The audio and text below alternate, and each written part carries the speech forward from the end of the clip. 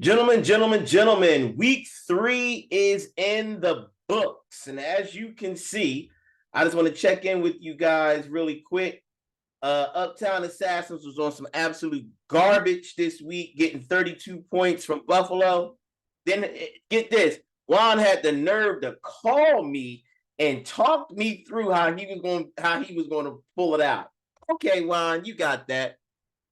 32 points from Buffalo's defense. If you look at it, if Buffalo had a normal day, I would have beat you. But hey, everybody wins in horseshoes. It's a closer game. But you got that. I am 1-2. I am 1-2. After that first week garbage loss to my son.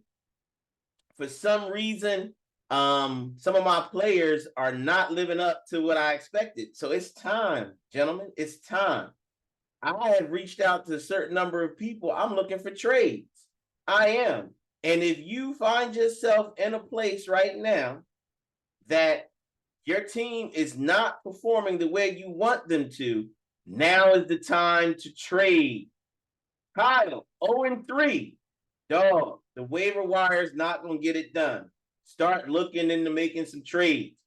Overall, the highlight thus far is Mac Jones. This dude said this was his first year playing fantasy football. He the only undefeated dude in the league. Beginner's luck, skill, or is he ahead of the learning curve and it things just playing the way he wants it to play? Let's take a look at his team really quick. We're gonna put Mac Jones under the microscope this week. Kirk Cousins, marginal at best. Tyreek Hill, I mean, come on. Like Miami scoring 70 points in an NFL game. Garrett Wilson, the Jets stink. Joe Mixon had a rebound game. Miles Sanders is in. Evan Ingram, Jordan Addison. So it's not like he has some real top-notch type guys. Maybe it's the schedule. Maybe it's just all playing out for him. Okay? But what we have to do, gentlemen, is we have to have parity in the league. It was brought to my attention that 16 waiver wire transactions wouldn't be enough for a season due to injuries and things of that nature. I took it under advertisement, and what I've decided to do is I took it from 16 to 20. Because our league is small, I have to make sure that we have competition. So you now have an additional four more transactions for the season. So that equates to about 1.2 or 1.3 a week. So that means you can get one guy off the waiver pretty much per week for the season. I think that is enough. I will monitor it closely. But as you look at it right now, Kyle, 6 moves.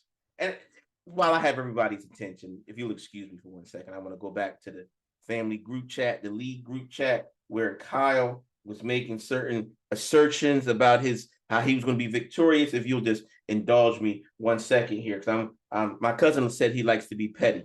So if you'll excuse me, I'm going to be petty. No.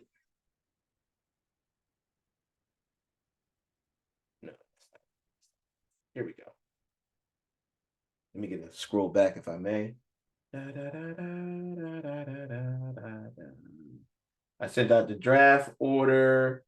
The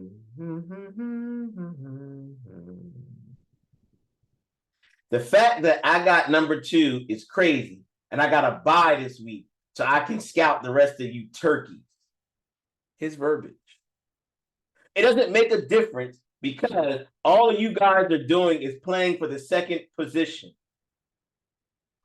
Gentlemen, that's why I love fantasy football. I love fantasy football because it separates the stem from the shaft.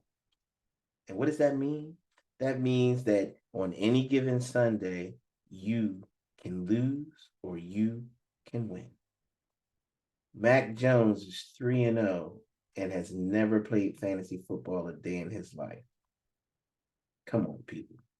It's time to make some trades. It's time to get rid of some guys. I made my second roster move. I had to drop Mike Williams. Gave me a big week for the Chargers and then blew his knee out. Lastly, gentlemen, it is week 4. All dues are due this week. Brandon, Juan, myself, and Luke. are the only ones. Respectfully, gentlemen, please don't make me have to send text messages and call you. My Cash App is $FDLI. FDLI. That's my Cash App. My email address for PayPal is f.d.little.investments@gmail. Again, F as in Frank, D as in dog, little, LITTLE, with an S at Gmail. So come on, good people.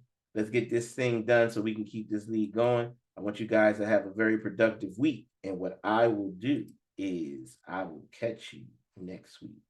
Sleep.